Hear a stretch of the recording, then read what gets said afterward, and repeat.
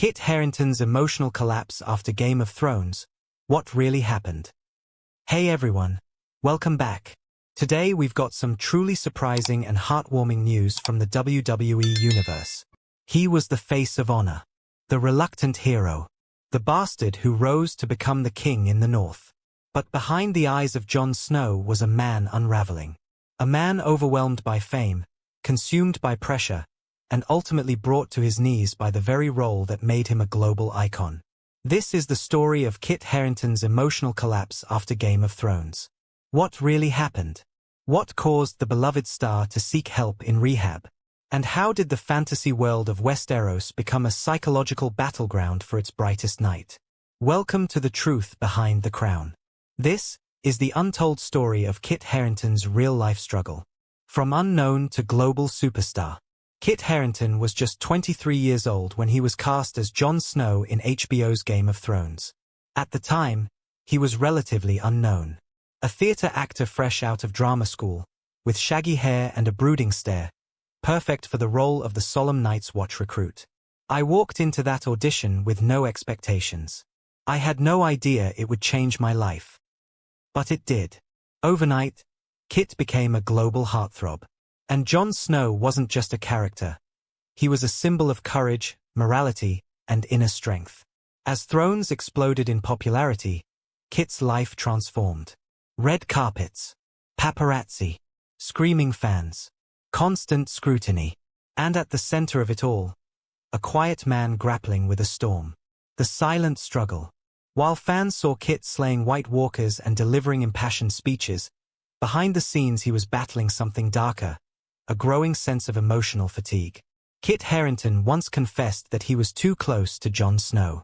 That the lines between actor and character began to blur. Jon was silent, brooding, haunted, and over time, so was I. I lost pieces of myself in him. Every death, every betrayal, every trauma Jon endured, Kit had to live through it. Over and over. And as the seasons wore on, the emotional toll deepened. Friends say he became more withdrawn, often staying alone in his trailer. Castmates noticed he was carrying the weight of the show both on and off the screen. The pressure to deliver a flawless performance. The pressure to uphold Jon's legacy. The pressure to be perfect. It began to crack him. The shock of fame. Fame is rarely gentle. Kit went from a stage actor in relative obscurity to one of the most recognized faces on Earth. He couldn't walk down the street without being hounded. He couldn't share a meal in peace. He couldn't breathe without a camera flashing in his face. People would shout, "You know nothing, Jon Snow," from across the street. It was funny at first. Then it just became exhausting. He was stalked by paparazzi. Fans would follow him into bathrooms, shove phones into his face, and expect him to be Jon Snow 24/7. The isolation grew. He felt misunderstood. Even in a crowd, Kit felt alone. Love under pressure. In 2016, Kit fell in love with his Thrones co-star Rose Leslie, who played the wildling Ygritte. Their relationship was a bright spot in an otherwise overwhelming life. But even love, under the microscope of fame, became fragile. The couple married in 2018, but as Game of Thrones neared its end, Kit's emotional state worsened. Insiders say he began drinking heavily, struggling with insomnia, and distancing himself from close friends. Kit was spiraling. The fame, the criticism, the pressure, it was all crashing down on him. Even Rose, who adored him, couldn't always reach him. He was present in body, but adrift in mind. The final season breakdown.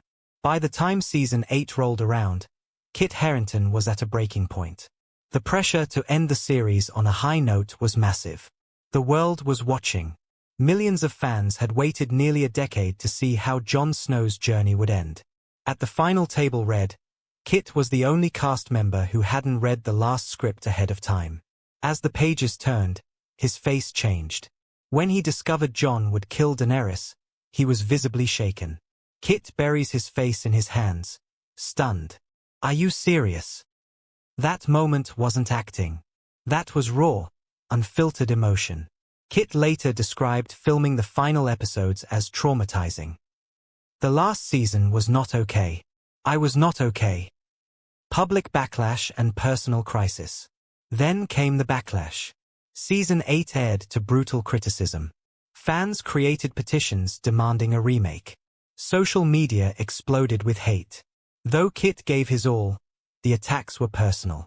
People insulted the writing, mocked his acting, and questioned Jon Snow's choices. For someone already in emotional freefall, it was devastating. He took it to heart. He felt like he failed the fans, failed the show, failed himself. The pressure, the disappointment, the internal guilt, it all came crashing down. In May 2019, just days after the series finale, Kit checked himself into a mental health facility in Connecticut. Rehab and recovery. The news shocked fans. Jon Snow in rehab. It didn't seem real, but it was. Kit Harington was struggling with alcohol dependency, stress, and severe anxiety. According to sources, he admitted himself voluntarily. He stayed at the facility for over a month, focusing on therapy, meditation, and healing. I needed help. I didn't want to live like that anymore. He reportedly avoided contact with the outside world, choosing instead to sit with his pain, face his demons, and finally begin to separate himself from Jon Snow. The road back to himself. Rehab was just the beginning. When Kit left the facility, he didn't jump back into work. He took a step back, spent time with Rose, focused on rebuilding his mental health. Slowly, he began to rediscover himself, not as Jon Snow, not as a global icon, but as Kit. He started doing smaller projects, indie films, guest appearances. He began writing again, talking to fans, laughing more. And in 2021, he and Rose welcomed their first child, a baby boy. Becoming a father grounded me. It gave me a sense of purpose outside acting. The man who once felt shattered was piecing himself back together, speaking out on mental health. In recent years, Kit has been more open about his mental health journey. In interviews, he's acknowledged the importance of therapy, the weight of toxic masculinity, and the need to ask for help. I was ashamed. I thought asking for help was weak, but it was the strongest thing I've ever done. He's also used his platform to speak out for others, particularly men, struggling with depression, identity, and pressure. Kit became a quiet advocate. Not a celebrity preaching from a pedestal, but a man who had lived it, endured it, and survived it. Jon Snow returns. Carefully. In 2022, news broke that HBO was developing a Jon Snow spin-off series, and Kit Harington was attached. From collapse to comeback. Today, Kit Harington stands not just as a survivor, but as a symbol of resilience.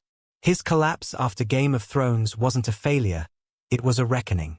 It was the beginning of a new one.